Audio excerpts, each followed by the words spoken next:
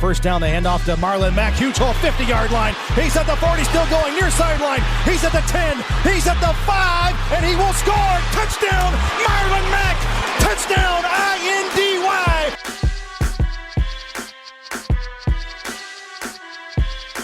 And again, it's picked up. It's Darius Leonard. Leonard with his second INT, and he's streaking down the near sideline. He's at the 40. He's at the 30. He's at the 20. He's gonna go. A pick six for the Maniac. Horseshoe is back, baby.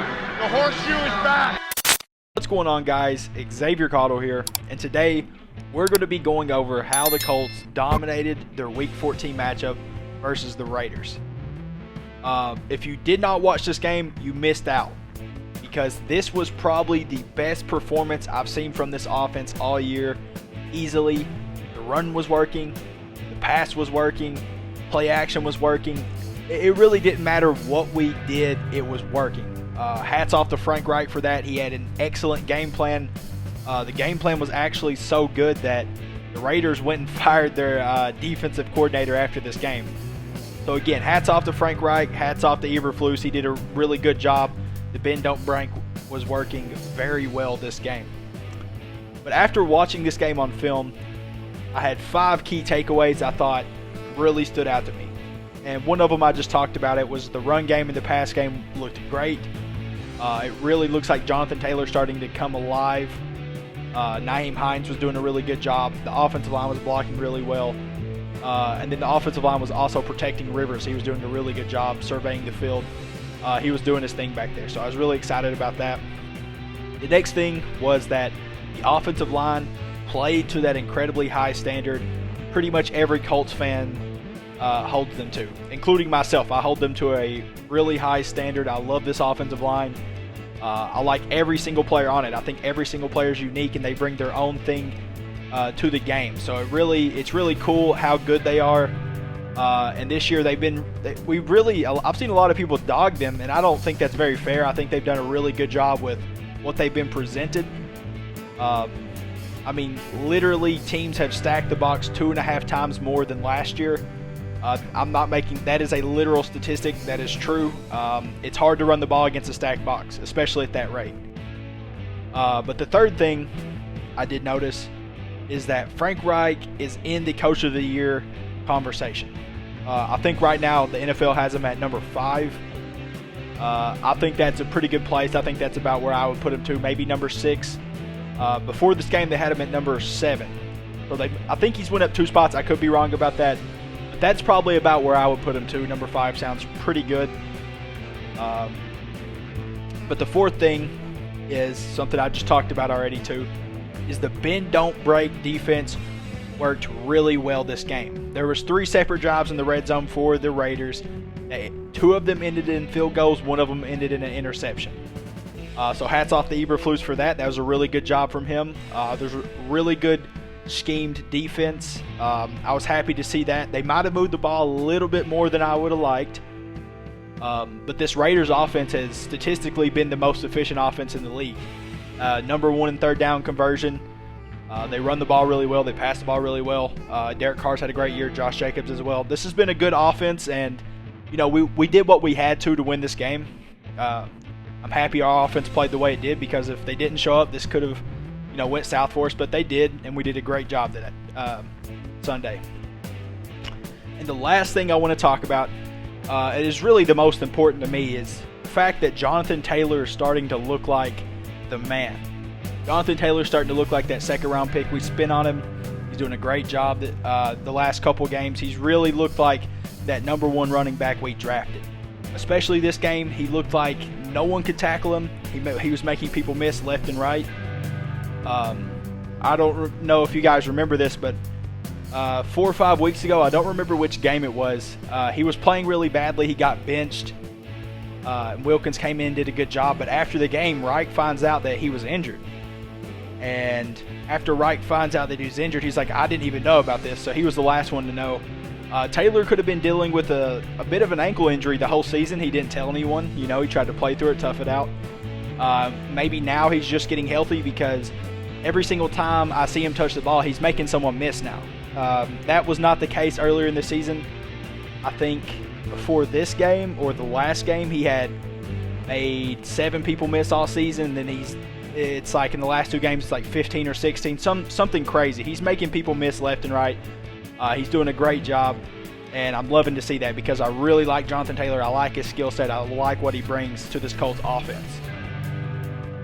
But now we're going to get into the analysis part. I do have a lot of plays for you guys, so buckle up. I got about 21 plays here. I really went through this game. I thought this was a pivotal game for us, and I thought this was easily the biggest game of our aging season. The first play here is going to be Jonathan Taylor. He's just going to make a great play. This is what I was talking about. You know, he was kind of injured.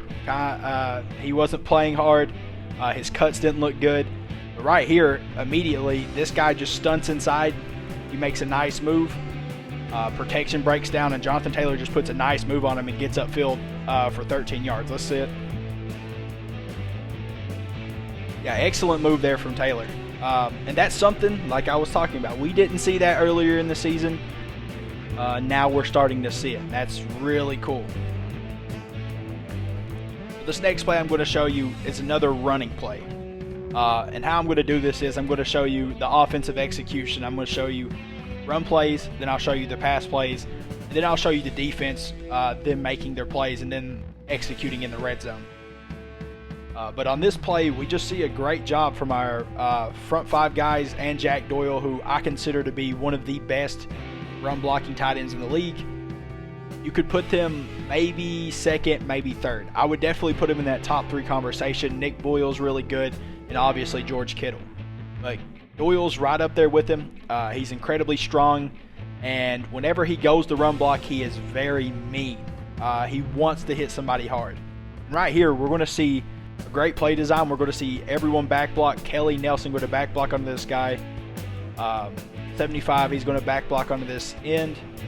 We're going to see Glowinski move his guy that's right here. He's going to try to shoot this guy, but he's going to get moved. That helps Glowinski. Glowinski likes this block because he's working against himself.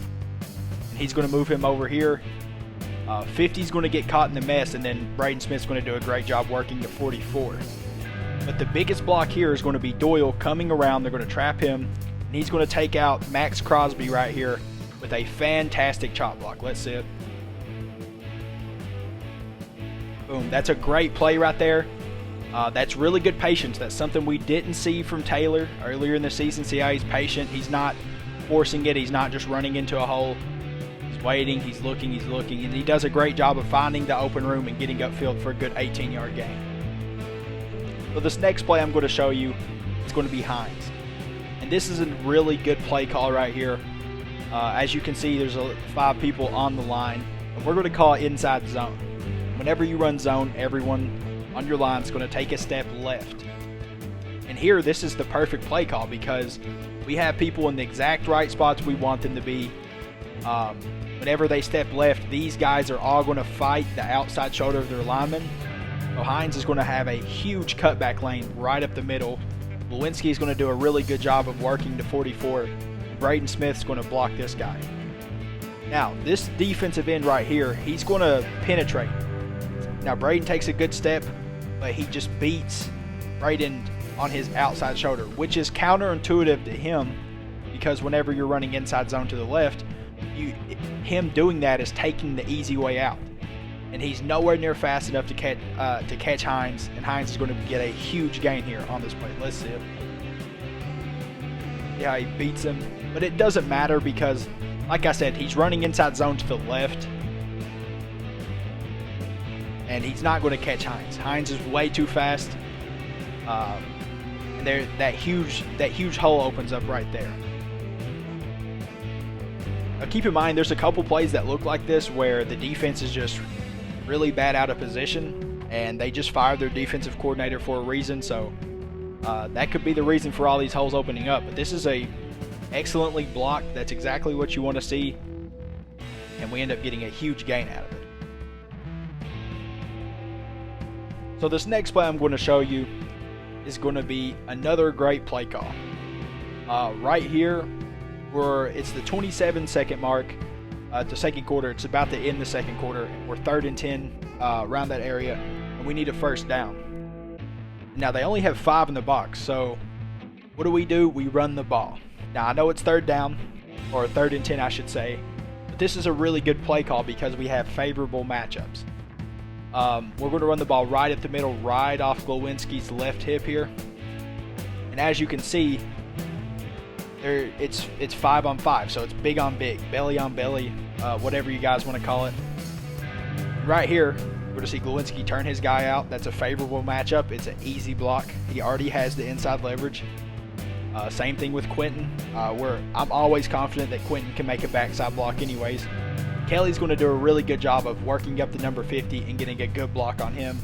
That's going to allow Taylor to get through this hole and get a big gain out of it for the first down. Let's see it. Yeah, really good job right there. Well, in this play, I'm sure you all have seen it, even if you didn't watch this game. This is Taylor's big 62-yard run. This was excellently blocked. It was a great play call because they're going to bring pressure through this backside area. They're going to blitz 50 through here. 24 is going to realize late that this is going to be an outside zone, so he's going to try to work his way over here, but he can't catch him. The reason it worked so well is because we run this outside zone. 44 is responsible for number 80 here.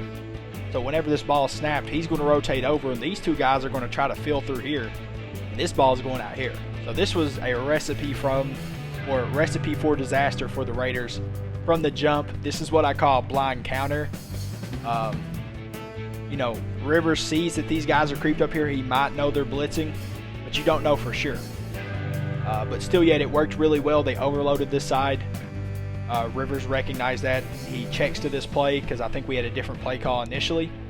He's going to bring him in motion, just throw them off a little bit, not show them what we're trying to do, make them think it's a pass. And then Taylor's going to take off for a huge gain to the right. Notice he brings him in motion. That's just to throw him off.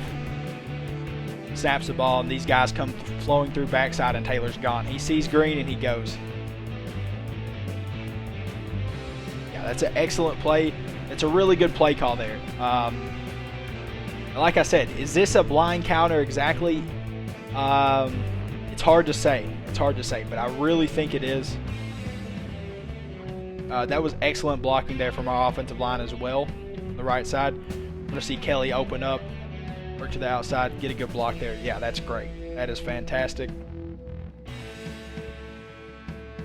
One more time. Yeah, he's coming through backside. I think they think it's a pass, especially after that motion.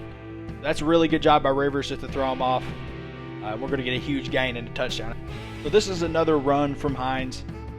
I have a lot of runs in here because we had a lot of big runs, huge runs. The run game was working. Our offensive line was churning. They were killing people up front. It was a great game from our offensive line and our running back core. But here, this run is well blocked. Our offensive line gets off the ball hard. They're physical. People work up to the next level. And it's going to end up bunching up here. 25 being scared that Hines has somehow slipped through here, is going to take off running. He's going to be undisciplined here. He's not going to set this edge. Hines is going to recognize that, stop in his tracks, and then use that college track speed to get to the outside for a big 13-yard gain. Let's see it. 25 collapses upfield. That's an issue. Can't do that. You can't lose containment on Hines. That's where you go wrong right there. This actually might have been more than 13 yards. This might have been, I don't know. That's a pretty big gain. That looked like 20 plus. Yeah, great run there. You can't do that as the edge man. You have to keep containment there. Yeah, that looked about 35 actually. Where did we start that run? I think it was 28-ish. Yeah, great run there from Hines. That just shows you the speed he has. If you lose containment on that edge, you're not going to hawk him down. This middle safety back here ended up having to do it because he left 25 in the dust. Great play there from Hines. So on this last run play I have for you guys, Frank Reich had to flex his play design just a little bit. We've seen Burton back there doing the read option. We've seen a lot of stuff from Reich this year. We've seen a lot of end arounds that stop in the middle, come back for a 25-yard passing touchdown to Hines. We've seen a lot of creativity from Reich. That's something that I love about him. I think he's one of the most, if not the most creative coach in this league. He finds a way to use people that you would not expect. I mean, I'm sure you guys remember the Philly special. That was engineered by Frank Reich. He's just a great play designer. That's the thing I love the most about him. And on this play, we're going to be in Wildcat. You're going to see them put Hines back here at quarterback, Taylor at running back, and they're going to run a read option here. And both these guys are going to come up right here off this edge, and they're going to stop. They're going to think Hines. Hines is going to hand this ball off to Taylor, but just the run itself wasn't impressive to me. What was really impressive was Michael Pittman. Michael Pittman is going to handle up on Abram. I mean, just handle up on him, put him on the ground. This is a crazy block. If you guys didn't see that block from Pascal either, Pascal flattened Vic Beasley. We have maybe the best run blocking receiver group in the league, and you know we could make a case for that. But let's see the play. There's Pittman, just handles up on him, puts him right on his back. These two guys right here were too preoccupied, like I said, with Hines, and that's just going to let Taylor walking to the end zone. He's too fast. Pause it. Right there. See, both of them stop in their tracks. They're looking at Hines. Hines does a good job of faking like he's going to keep the ball, so they both get frozen, and then just hand it off, and Taylor walks into the end zone. That was an excellent play. Great play design and a fantastic block there, Pittman. So now we're going to move on to the passing segment. This was a really great play here. Great recognition by Phillip Rivers to snuff out this man coverage. So you're going to see guys pressed up over here. And that was the first indicator to him that this was man coverage. And just for him to be sure, he's going to move Pittman over here behind Jack Doyle. Now that he's done that, this guy's going to have to come over top. This guy's pressing Jack Doyle. Pittman is on a crossing route. So Rivers already knows, since this is man coverage, this crossing route is going to work because this guy's going to have to go all the way over Doyle or beat Doyle somehow to the inside. And that's going to free up Pittman for a big catch and run right here.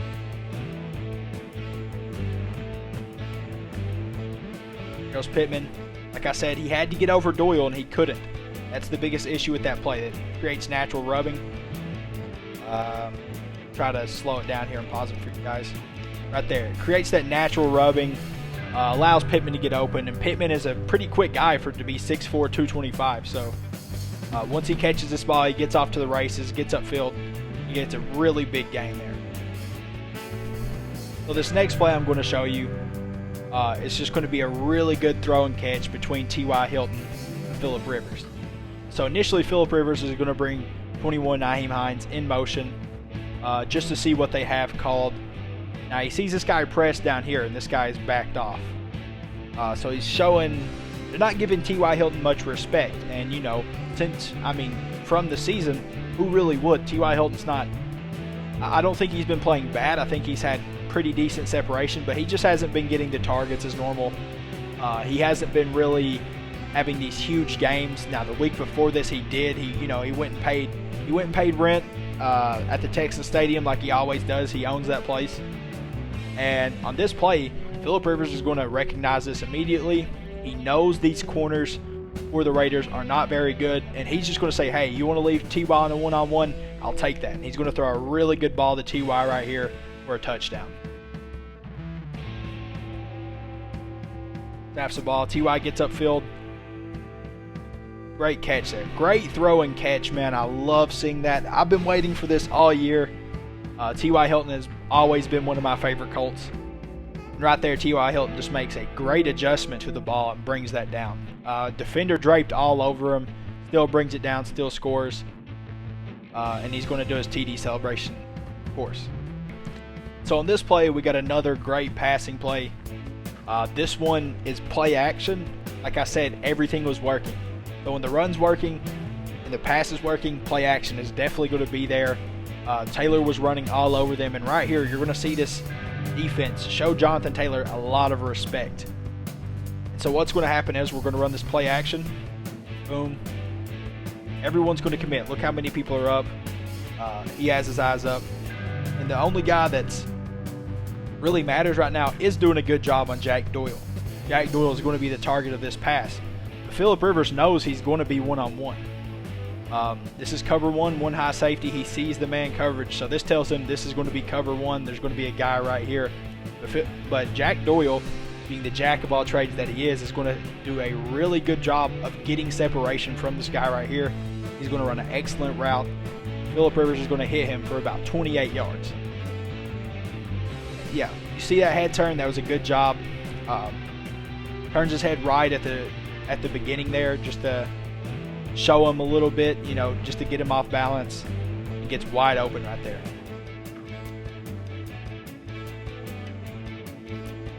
So this next play I'm going to show you is a really good play call from Reich. This is a cover 2 zone beater, and this is something the Raiders like to run. Like us, they love that cover 2. They're obviously not as good as us because they don't have the defensive front, they don't have the linebacker core, and they don't have the secondary. We're better than them at all 3 levels there, hands down. But right here, this is going to be a really good play call. I don't know if you can see him right now, maybe his legs, but Pittman up here is going to run up here and he's going to do a little in. And it's going to be right between the safety and right out of the reach of this guy in the flats. And actually, the thing that impressed me the most really on this play was Jonathan Taylor's pass protection here, because this guy comes screaming through here. I mean, untouched. Jonathan Taylor runs up and licks him and runs him out of the way. I mean, this is a great block from him. Boom, great block there. Now, you see this, what I'm talking about. This is the guy that's going to be flats, and he follows him all the way up here, but he kind of lets him go. And that was just enough for Phillip Rivers to throw this ball and find him right between this safety and the cover 2 and right between the corner. Pittman turns upfield and gets a good gain. That's a really good play call. We'll see it full speed once. Here it is. Here's the corner. He kind of stops. Yeah, you see how he's hesitant. That's a good cover 2 beater. If you know that's cover 2, that's perfect, because this guy draws this right here. We'll stop it. Now this guy hypothetically could drop back here and be in the area for this pass. But whenever you run Zach Pascal on this hitch, that draws him over and that frees up Pittman to be wide open. That's really how this play works. It puts him right in between the zones. It's a zone beater. That's a perfect play call. So this next play I'm going to show you is going to be that absolute bomb from Phillip Rivers, T.Y. Hilton. This was a huge play, big momentum boost, and it was just a really great play call. Because right here, they're going to drop back into their cover 3. He's going to have a third, he's going to have a third, and he's going to have a third. Right here, T.Y. Hilton's going to take off in this straight line. Abrams going to open his hips up actually to the outside because he thinks he's going to run this corner. That doesn't happen. He actually runs the post. So Abrams out of position, and T.Y. Hilton just absolutely burns him. If you think T.Y. Hilton don't have speed, wait till you see this play. Watch how fast T.Y. Hilton is running. There it is. Boom. Turns on that speed after he hits that. Look at how much separation, man. That is incredible. Absolutely incredible. It makes me wonder why we weren't targeting T.Y. more during the season, but hey, I'll take it. Now he's coming on when it really matters later in the season. And he's showing off that speed that we all know he has. He absolutely dusts number 24 there. I keep calling him Abram. I hope it's him because I've caught him that about 40 times. But yeah, really great play there. Great play call. The cover 3 beater, and it worked out for us. So this next play, to me, is going to be one of the most impressive plays I saw all game. And this was really well figured out by Rivers. Okay, as you can see, all these guys are crept up on this line, and everyone's playing back one high safety. So that tells Rivers this is probably going to be a blitz. So he's going to bring Taylor in motion here. I'm going to put Taylor into the backfield. Pause it here. So what that does, it does 2 things. It shows him this is man coverage. His guy followed him, the linebacker. And the second thing, it gives him an extra blocker. So, this guy was in man coverage, so he's not going to come on the blitz. So that means there's 5 people coming. Taylor's going to be the extra 6-man blocking. He's going to check and release, but he's not really in this play. He's just there to block. This occupies this guy right here. He's kind of doing nothing on this play, really. Taylor's just there to block. And so now that he knows he has protection, now that he knows this is man coverage, there's a few places he could go. First place, Pittman's going to come in motion here. He's going to take off on this underneath route. But they're all looking for that. We've seen Pittman do that 100 times already. We love that underneath route to Pittman. But the big play here is going to be Pascal coming across over the top, running this crossing route. And he's going to run it in a perfect spot. Phillip Rivers is going to look off this linebacker right here who's the cover one hole. This is the safety. This is the linebacker. He's going to run it right in between this linebacker and this safety. And he's initially going to do a good job of looking off this linebacker to the left. See, watch this linebacker come over. See there, right there. That's not a linebacker, it's a safety, but he's going to come over. Phillip Rivers is looking this way, and whenever he crosses over, he's not going to be fast enough to catch up to this crosser. Comes over the middle. Right here he is wide open. Right over top of that that guy, the hole, and right over top of the safety. And he's going to catch the ball for a huge gain. So this last play I have for you guys in the passing execution portion, and then we're going to move on to the defense, the defensive plays I got for you guys. This is going to be us in a run formation. As you can see, we have a lot of guys here. Hypothetically, 8 blockers, including our fullback. And everyone's going to be stacked up on this line. I mean, you can see 9 people in the box. They're pretty much daring us to pass. And that's what we're going to do. We're going to run play action here. Play action. You're going to see everyone. I mean, look at every single person bite on this. We've gashed them already. This is the 4th quarter. They know we're killing them in the run game, so they're committing to it. And Rivers knows exactly where he's going to go. There's one high safety. He's got to play the deep ball. This guy, he's playing man coverage. Hilton's had his way already. He's going to do a nice job running this curl route, and he's going to get all kinds of separation and make this catch. Boom, good curl route. It's about 2.5 yards of separation. Catches this ball, takes a big lick, and still hangs on to it. That's an excellent route. That's exactly what you want to see. Hilton makes the catch. Reliable hands. You don't see many drops from Hilton. Even this year, I've seen one big drop that's for about a 50-yard touchdown. That's the only big drop I've really seen from him. I guess the 4th downs, or the 3rd and 4th down in one game that could have went our way if he caught them. But still yet, it hasn't been an incredible bad year. It's not been an Eric Ebron year or something like that. And this was just a really good play call. And a great effort there from Hilton to hang on to that ball, even taking that hit. So on this next play I'm going to show you, we finally made it to the defense making big plays and then executing in the red zone. Now, through the air, our pass defense wasn't really the good this game. I felt like Derek Carr could really move the ball all he wanted until he got to the red zone. Then it was kind of an issue for him.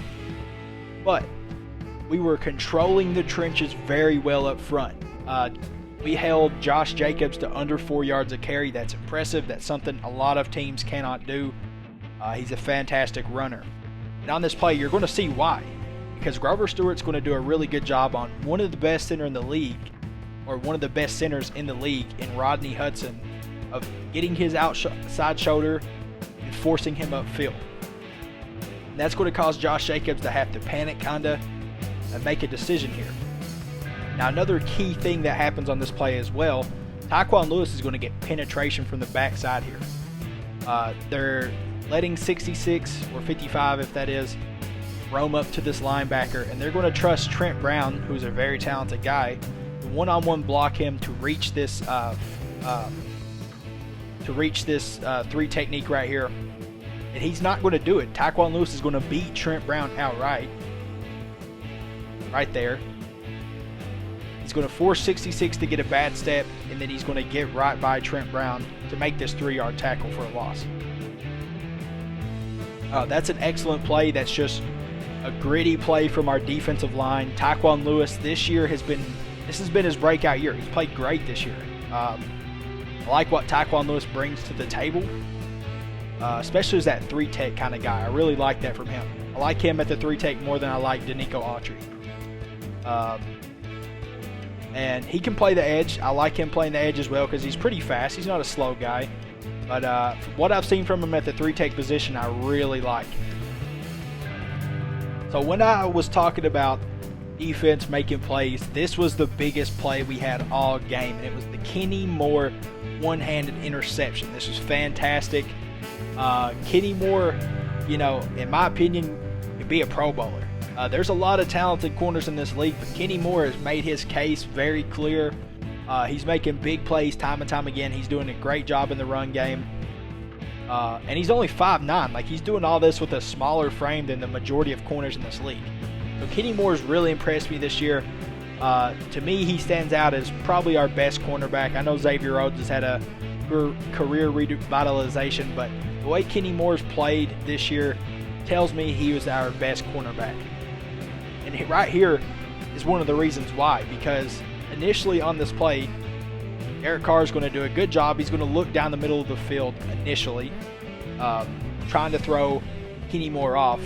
And then he's going to see, okay, Kenny Moore's going to drop into coverage, but it's Darren Waller versus a 5'9" guy. I'm just going to throw it up.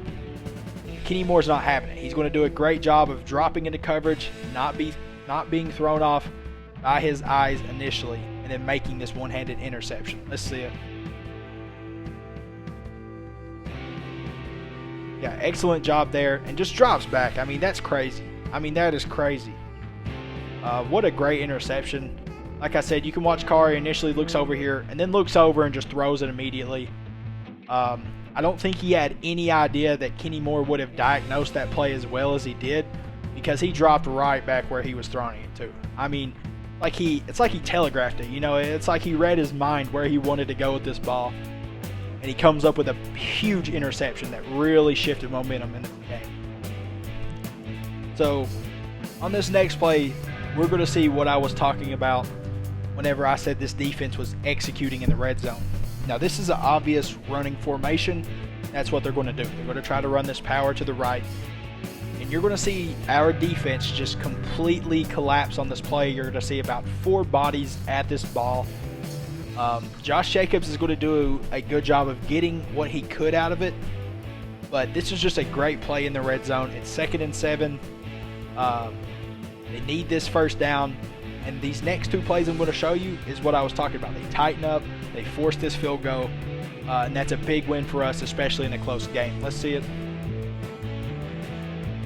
Boom, good job by Grover Stewart to force him back to the inside there, beating his face, cutting off that power running lane. And you'll see as well, Grover forces him to cut back up. Leonard's feeling right off his hip, and then Willis is going to fill in this hole. So all the holes there were closed up, and then you're going to see Houston, Buckner, Kari Willis get in there and just completely shut down this run play. On this next play I'm going to show you is a great job of our defense executing. You're going to see a cover 1 play call here. Julian Blackman's playing this deep part over the middle. And then Darius Leonard's going to be manned up with this running back. And so they're going to run a slant here to Aguilar. This is the matchup they want. They want Rocky Sin one-on-one with Aguilar. Rocky Sin's just going to do a great job executing on this play. He does a great job in coverage, no pass interference, stays right in his hip pocket and breaks this slant up that causes a 4th and 7. Let's see it. Excellent coverage there. I mean, look how good it was. That was perfect. That was perfect coverage. You know, he didn't guess which way he went. He read his body, he reacted, and then made a play. That was an excellent job from Rocky Sin. You know, he's caught a lot of flack the last, pretty much this whole season. You know, he hasn't played up to expectations, but that was the big play there. On 3rd and 7, they go right at him, and he breaks it up, stopping the touchdown. So again, this is going to be another example. These next 2 plays, at least, are going to be another example of us executing in the red zone. That bend don't break defense really coming to fruition, I should say. We just played really good defense when we got into the red zone, which was great. We've done that pretty much all year too. We've done a good job in the red zone defensively, I feel like. And then on this play, they're going to do the same thing they did last time they came to the red zone, and they're going to go at our weak defensive back that's on the field, and that's going to be TJ Carey. TJ Carey's up here. They're going to bring him in motion. TJ Carey's going to back off. He's going to be playing defense against 15. Carr's going to rotate out here. He's going to try to fit this ball in here, but TJ Carey did too good of a job. Way too good of a job for Carr to really do anything here. I know you can't see him up there. But he's doing a good job. He's staying right with him. And he's going to break this pass up that's going to force a 3rd and 10. And so this is the play right after. It's going to be 3rd and 10. And I guess they didn't learn from last time. They're going to go right back at Rock. And he's going to do a good job in coverage. He's going to stay outside of his body. He's going to allow the underneath catch. And then he's going to make the tackle immediately. They throw a 5-yard out whenever it's 3rd and 10, expecting I don't know what they're expecting, because Rocky Sin is one of the best tackling corners in this league. And Nelson Aguilar really isn't known for his after the catch, abilities. He's fast, of course, but he's not going to stop on a dime and get away from Sin. He's a 2-time state champion wrestler in high school, incredibly physical, and right there he does a good job of just keeping him in check, making sure he's not going to get this touchdown, making the tackle, forcing the 4th and 5. So now we've reached the 4th quarter. The Raiders are in a desperate area. They're trying to come back. At this point, I think it's just a 2-score game. But right now, they still have hope. It's the 9:23 mark in the 4th quarter. That's plenty of time to get 2 scores. But keep your eyes on Kenny Moore, because he's going to completely diminish any thoughts of that. Against the Packers, whenever they threw that screen, Julian Blackman was the one that came up and forced the fumble from Valdez Scantley. This time it's going to be Kenny Moore coming up and forcing the fumble on the screen. Let's see it. Right here's Kenny Moore.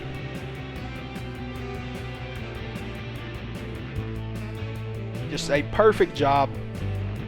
You really wouldn't expect that to be a fumble. He does a good job of getting that left arm there and just smacking the ball.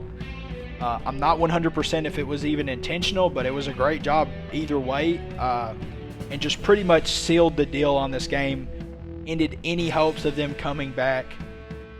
Once we get the ball here, we go and score. It's a 3-possession game, and that was maybe the biggest play of the game. That took all the air out of the stadium, especially for the Raiders. The Raiders were just demoralized at this point. What a great play there from Moore. So the last play I got for you here is just going to be another really big play. And I'm sure you know what's coming. Khari Willis, pick 6. The only man on our team that hasn't missed a tackle all season. So every time he's attempted to tackle, he's got the tackle. That's really impressive. Khari Willis has stepped this play up expeditiously. Wish I could pronounce that right. This season, he's done a great job. And I love that, because I was really a big believer once Malik Hooker got injured that he would come back and it would be Julian Blackman and Malik Hooker back there at the strong safety and free safety position. We could have threw Malik Hooker at the strong safety. He's about 6'1", 215. He's not scared to get his hands dirty. He'll go in there. He'll make a play. But the way Khari Willis has played, I just don't see him bringing it back, because Khari Willis has really earned his spot on this team, I feel like. He's a sleeper player. Not many people know him, and he makes big plays. And right here, you're going to see a huge play. Now, a lot of people wanted to say that, Derek Carr, it wasn't his fault for these interceptions. And I can see why. Kenny Moore, that was just a crazy play. No one really saw that coming. But this one right here, for some reason his running back, this looks spot on. For some reason his running back goes for a one-hand grab, and it just slips off his hands. Khari Willis is in the perfect position. He's going to take that ball all the way back for 6. That's great. I'm happy to see that, because I love Khari Willis. I think he's a fantastic player. I wasn't really sold on him until about week 6, week 7. Then I started really seeing the impact he was bringing to this defense, being that secure tackler, being able to come down into the box, make plays. I'm really happy, he gets paid off here at the pick 6, gift wrapped it, Whether it might have been, gifted to him, it's whatever. I'm sure he'll take it. But yeah, that's all the plays I got for you guys. If you're still here, I appreciate you being here. I appreciate you listening to what I got to say. I'm super happy with how this Colts team is playing right now. If you think about it in perspective, this game against the Raiders was do or die for both teams. The Raiders knew if they lose this game, probably not making the playoffs. Same thing for the Colts. And I saw something actually that said that the Colts, even at 11-5, still couldn't make or still might not make the playoffs, depending on how certain teams do. The Ravens, the Browns, and another team, I forgot who it was. But yeah, this was a great game. This was must win, do or die. And we came out here and we just absolutely dominated. We smoked the Raiders. That last score they got was just a give me. It was, at the end of the game, we were just playing prevent. This was really more of like a 4-score game. Like, we just completely dominated the Raiders. But yeah, like I said, if you're still here, I appreciate you being here. Drop a like, drop a subscribe if you like the content. But until next time, guys, peace.